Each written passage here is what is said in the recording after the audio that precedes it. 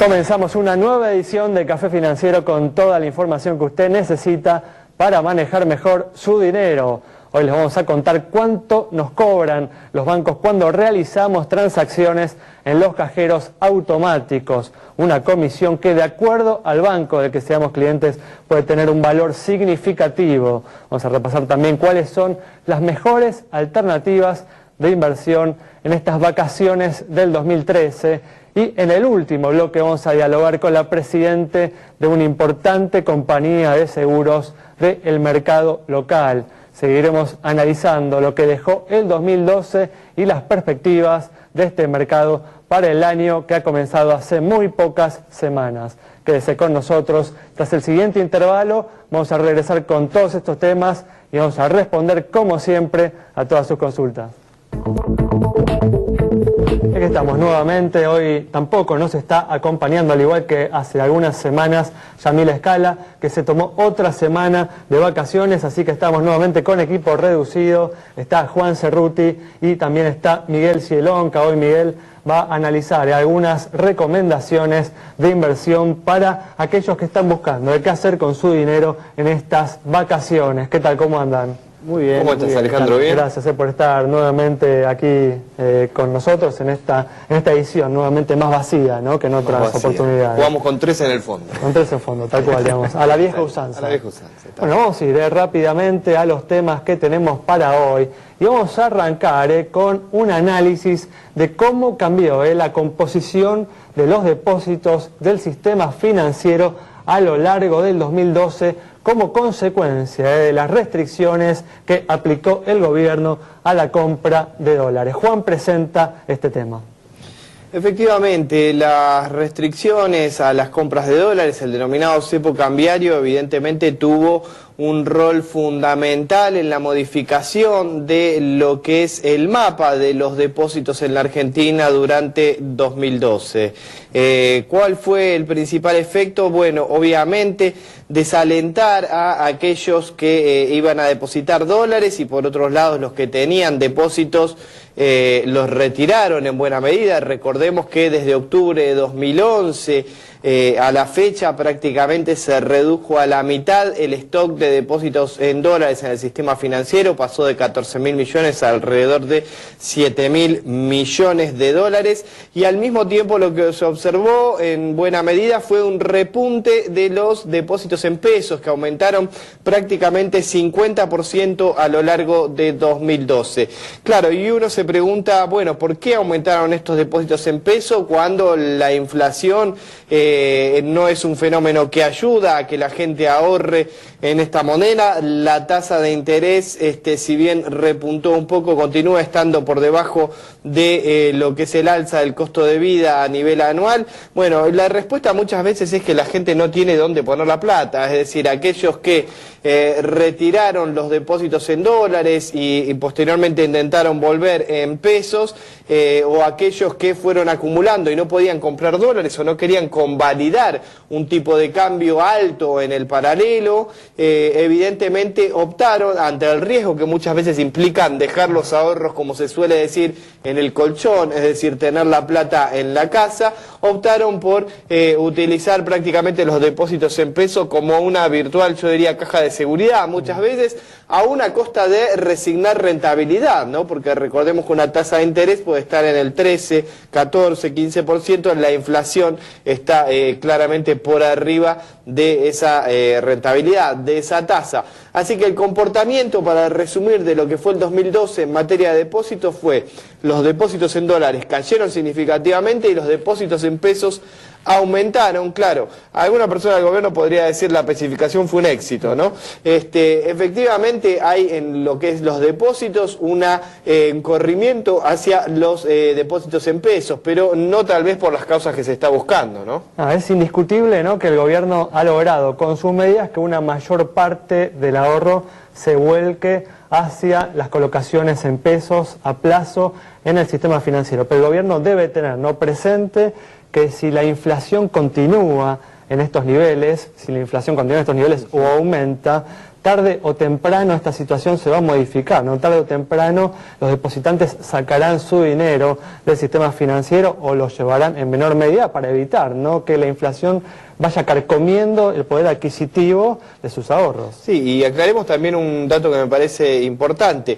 El hecho de que se produzca semejante reducción en los depósitos en dólares también implica que se pueden prefinanciar menos exportaciones, que en definitiva son las que generan divisas, ¿no? Porque ¿qué hace el banco con los depósitos en dólares? Muchas veces prefinancia exportaciones, es decir, financia las ventas al exterior, que son las que generan las divisas genuinas. Obviamente, al caer significativamente este stock de depósitos en dólares, el banco tiene menos posibilidades de financiar a los exportadores que generan estos dólares para el país, ¿no? Ha sucedido, de hecho, que muchas exportaciones comenzaron, ¿no?, a financiarse con pesos, ¿no?, en los bancos.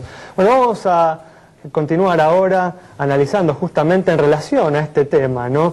Justamente, como estamos diciendo, mucha gente colocó su dinero en el sistema bancario, convalidando tasas de interés que no le permiten justamente conservar el valor real de sus ahorros. Bueno, Miguel ahora nos va a brindar algunas alternativas para aquellas personas que quieren justamente evitar esta situación o tener la menor pérdida real posible. Muy bien, hago la aclaración que siempre corresponde en estos casos, espero no aburrir al que ya la escuchó. Las recomendaciones de inversión siempre hay que hacerlas en el contexto de cada persona individualmente, su perfil de riesgo, su preferencia o no por tener liquidez en su portafolio, alguna implicancia de tipo impositivo, el horizonte en el que va a estar haciendo la inversión, de manera que las decisiones tiene que tomarse en el contexto de cada caso. Bien, hecha esta aclaración, me gustaría compartir con todos una alternativa de inversión que yo considero un todoterreno para perfiles de conservadores a medios en cuanto a lo que es la inversión. Se trata de títulos que en la jerga se llaman Dollar Link. A ver, ¿qué significa esto? Explícanos. Bien, Dollar Link significa que está ligado a la cotización del dólar. Son instrumentos que en el mercado tenemos emisiones hechas por gobiernos provinciales, por la Ciudad de Buenos Aires y por compañías en el sector privado, en diferentes industrias, desde energía hasta alimentos. Por eso pagan una tasa de interés más la variación del dólar oficial, ¿no? Exacto, son instrumentos que el inversor los compra en pesos, que fijan en función de la paridad si se trata de una operación de mercado primario, quiere decir la emisión, imaginen que el título debuta en ese momento en el mercado, como inversores ustedes lo que van a hacer es entregan pesos, se establece una relación de paridad entre el peso y el tipo de cambio oficial, claro, y al momento del vencimiento de ese título se reversa, entonces se convierte a pesos al final de la operación, equivalentes a los dólares en el mercado oficial al inicio de la operación, y se le agrega el interés. Muy bien. El ejemplo en números, déjenme hacer un redondeo. Si el tipo de cambio oficial al inicio de la operación cotiza a 5, claro, ustedes invierten 500 pesos, y supongamos que al cabo de un año el tipo de cambio oficial cotiza a 6 pesos. Claro. Ustedes van a recibir 600 pesos, lo que da una tasa del 20%, más el cupón que haya prometido ese papel, que oscila entre 3 y 8%. ¿Y aproximadamente cuánto están dando estas inversiones actualmente? Bien, todo depende de lo que uno espere que sea la devaluación. Promedio, más o menos. Supongamos un 20% de evaluación, dependiendo del plazo. Estos son inversiones hasta 2 años, ¿sí? Dependiendo del plazo y del emisor, estos entre el papeles... 23 y el 27%. Exactamente, del 23 al 28%. Muy bien, perfecto. Una opción entonces que, de acuerdo al caso, nos permitiría justamente combatir y ganarle, ¿no?, a la inflación, y de esa manera conservar el poder adquisitivo de nuestros ahorros. Y vamos a pasar ahora a información sobre lo que cobran las instituciones financieras cuando realizamos transacciones en los cajeros automáticos. Juan, presenta este tema. Atención si alguno de ustedes está de vacaciones, está en algún lugar que no es el habitual, donde solemos desarrollar nuestras actividades. Y bueno, normalmente el caso de cuando uno está, por ejemplo, en la costa atlántica, que para intentar obtener efectivo va al cajero de algún banco que no es con el que suele operar. Bueno, hay que tener cuidado también con cuáles son los costos que cobran los bancos por operar con el cajero automático, es decir, con el retiro de efectivo. Y hay que hacer una aclaración importante.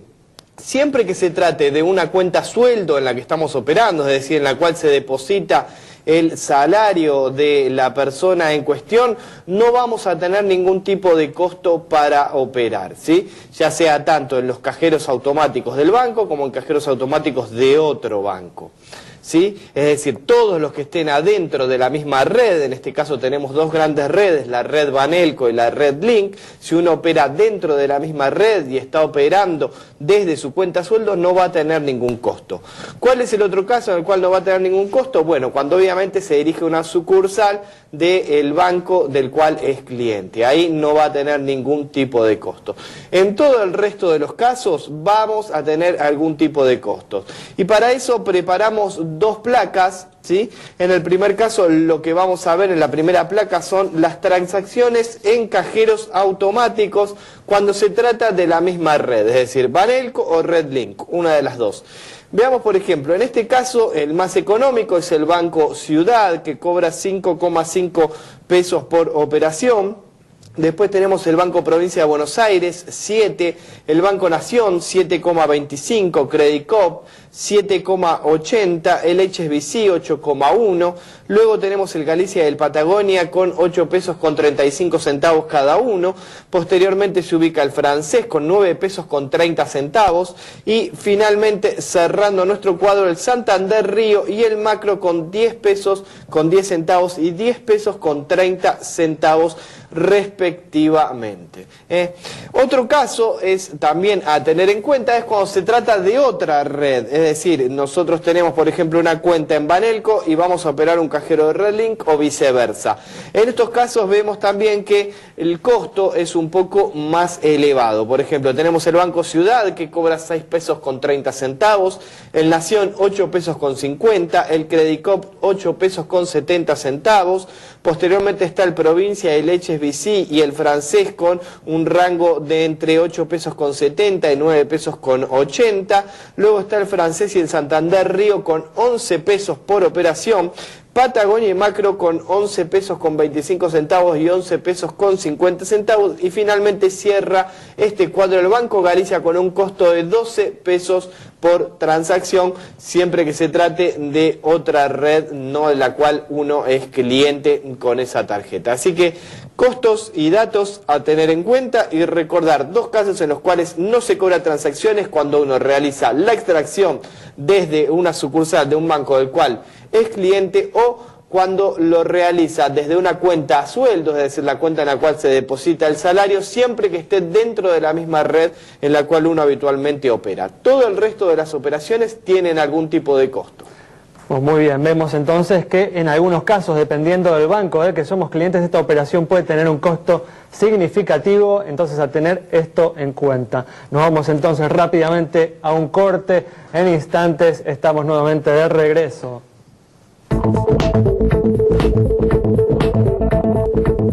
Aquí estamos de regreso y tenemos poco tiempo, así que vamos a responder rápidamente a las consultas sobre el estado de las entidades financieras. Vamos a comenzar con la pregunta de Juan Pablo sobre la situación del Banco Patagonia.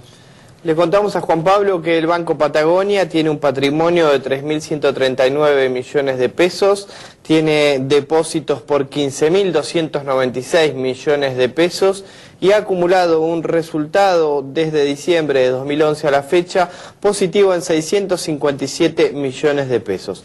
Estos indicadores están en línea con el promedio del sistema, así que le asignamos una cara sonriente. Bueno, también se comunicó Sandra para conocer el estado del Banco Columbia. Para Sandra le contamos que el Banco Columbia tiene un patrimonio de 281 millones de pesos, que tiene 2.092 millones de pesos en depósitos y que el resultado acumulado desde junio de 2012 a la fecha es positivo en 6 millones de pesos. Nuevamente estos indicadores se condicen con el promedio del sistema, así que le asignamos otra cara sonriente.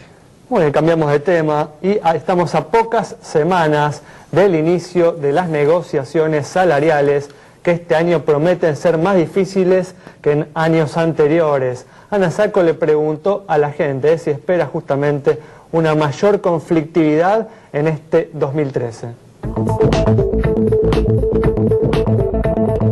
En pocas semanas vamos a entrar de lleno en la temporada de negociaciones salariales.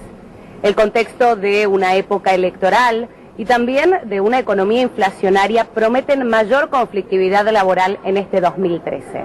Café Financiero le preguntó a los argentinos qué creen que va a suceder con estas negociaciones y si creen que la mayor conflictividad va a afectar su vida cotidiana. Para mí van a resultar difíciles, porque el gobierno está pidiendo un tope y los sindicatos dicen que no, pero los sindicatos que están con el gobierno van a hacer lo posible por acordar con el tope, pero los que están con Moyano van a hacer todo lo contrario. A mí me parece que van a ser difíciles. Y siempre llegan a un acuerdo, siempre van a llegar a algún acuerdo. Si no hacen piquete, paro y levantan todo, entonces llegan al acuerdo como siempre. Yo creo que se va a armar un lío espectacular porque el gobierno está tratando de no modificar lo del impuesto a las ganancias para negociarlo con las... y ahí se va a armar un lío que no lo va a parar nadie. No, afectar la vida cotidiana no, porque los bancos están bien, no hay problema, no se puede, pero va a haber problemas políticos. Negociaciones salariales tienen que partir de la base de que el mínimo tiene que ser un 25% de aumento porque es la inflación.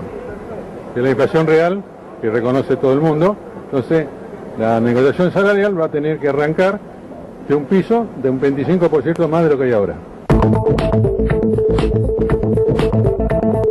Bueno, es de esperar, ¿no?, que siendo un año electoral los líderes sindicales sean más ambiciosos en los reclamos salariales. El gobierno se tendrá que manejar con cuidado porque un clima laboral más tranquilo puede ser costoso en términos, ¿no?, de ceder ante incrementos salariales que terminen alimentando el proceso inflacionario. Muy bien, vamos a responder una última consulta sobre la situación de una compañía de seguros.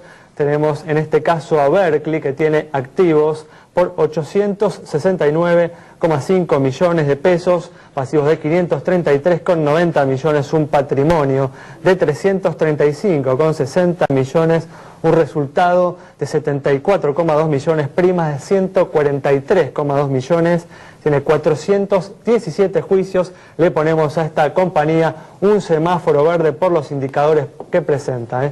Con esta información cerramos este bloque. En instantes estamos nuevamente con ustedes. Bueno, abrimos un nuevo tema y en estos programas del verano seguimos repasando lo que dejó el 2012 para el mercado asegurador y analizando las perspectivas que presenta este mercado para el año que ha comenzado hace muy pocas semanas. Y para acompañarnos en este análisis está la presidenta de Liberty Seguros, Susana Agustín. ¿Qué tal, Susana? ¿Cómo andás? Bien, ¿cómo estás? Muchas gracias por venir nuevamente aquí a Café Financiero. Es un placer. Bueno, te voy a preguntar, digamos, justamente como he hecho con otros empresarios que han venido, ¿qué evaluación haces del 2012 para el mercado asegurador? Yo diría que para el mercado asegurador el 2012 ha sido un año muy raro. A ver. Un año en el que hubo muchas fusiones, o sea, un año muy particular el año 2012. Termina con una nueva ley de riesgos del trabajo, con toda una temática, sale el plan estratégico de seguros, o sea, no fue un año para aburrirse. No, realmente. Particularmente para Liberty fue un año mucho menos aburrido porque nosotros fuimos una de las compañías que vendieron algo, ¿no es cierto? Así es cierto, claro, el caso de Liberty RT. Exactamente, ¿no? Nosotros vendimos Liberty RT, así que nosotros tuvimos también que adaptar toda nuestra estructura y nuestro negocio solo a quedarnos con patrimoniales. Pero creo que independientemente de eso, cuando uno lo mira, el mercado, por lo menos en las cifras hasta septiembre, venía creciendo, ¿no es cierto? Y si uno mira el trimestre de septiembre, creció un poco más que la inflación. O sea, que hubo un crecimiento en términos reales. Exactamente. Evidentemente depende de qué inflación uno tome, el crecimiento fue mayor o menor en términos reales, pero que hubo un crecimiento en términos reales ocurrió seguramente. Y yo creo que el cambio de la ley de riesgos del trabajo también va a seguir trayendo un crecimiento del mercado decididamente. Sabemos que ya la mayoría de las aseguradoras han enviado los aumentos de prima. Los autos, si bien no fueron récord de ventas este año, de todas maneras hubo una muy buena venta de autos, hubo una muy buena venta de motos. Todo esto se está volcando al mercado asegurador, las motos que antes no se tenían que asegurar ahora sí, entonces esto también trae oportunidades. Y bueno, y el plan estratégico de seguros, ¿no?, que se anunció y que veremos qué es lo que va pasando. Pero ha sido un año movido. Te iba a preguntar justamente por el Plan Nacional Estratégico. ¿Cuál es tu opinión? ¿Crees que los objetivos que se han propuesto son alcanzables? ¿Qué pensás sobre los instrumentos que se han propuesto para ello? Bueno, lo primero, y esto es razonable, el plan estratégico está hecho de lo que hay en este momento, obviamente desde la visión de la economía del gobierno, ¿no es cierto?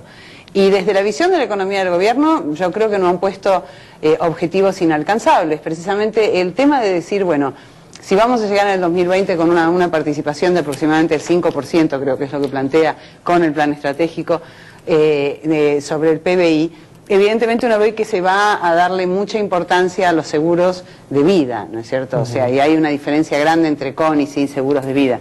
Y también se ve que se espera generar una conciencia aseguradora muy grande, cosa que me parece, a mí me agrada que haya una estrategia para el sector de seguros. No necesariamente estoy de acuerdo con toda la visión, porque esta es la visión macro del gobierno, pero de todas maneras sí hay muchas cosas en las que es cierto que hay que ir caminando. Hay otros productos que van a ser difíciles, o sea, el seguro de vida creo que es un producto más fácilmente vendible que el seguro de retiro, en el que también el plan estratégico hace hincapié, ¿no? Ya que te detenés en el seguro de vida, en el contexto inflacionario que existe, ¿es posible desarrollar el seguro de vida? Y bueno, por eso me refería más al seguro de retiro todavía, ¿no es cierto? Porque el seguro de vida tiene dos patas, o sea, cuando uno habla de microseguros, cuando uno habla del seguro de vida, vos puedes estar hablando de protección y no de ahorro. Y entonces, en el caso de protección, sí el seguro de vida puede crecer aún en un contexto inflacionario, si la suma asegurada se va a ajustar por algún índice razonable. El problema son los seguros de vida con ahorro y el seguro de retiro, ¿no es cierto? Y yo creo que ahí el 2002 fue un golpe muy fuerte para esos seguros de vida y para ese seguro de retiro. Y creo que tiene que haber muchos años de estabilidad como para que la gente se plantee colocar su dinero en pesos en instrumentos de tan largo plazo, ¿no? Y de las mismas reglas, que también es otro problema. ¿Cuáles son las perspectivas para 2013, digamos? ¿Cómo ven el mercado? ¿Cómo están viendo la tendencia? Yo creo que el mercado va a seguir creciendo. Como te decía, evidentemente riesgos del trabajo va a traer un gran crecimiento de las primas. Si el empleo sigue creciendo, aunque sea poco, esto también incrementa las primas de riesgos del trabajo. No sé si habrá una venta récord de autos, pero va a seguir estando y creo que algunas de las cosas que están planteadas en el plan estratégico de seguros ya se van a empezar a implementar en el año 2013. Así que yo veo un año de crecimiento nuevamente para el sector. Y espero que más tranquilo en cuanto a fusiones y todo esto que ha pasado. Nos quedan unos 30 segundos. ¿Cuáles son tus principales preocupaciones para este 2013? En cuanto a mi propia compañía. ¿O al mercado en general?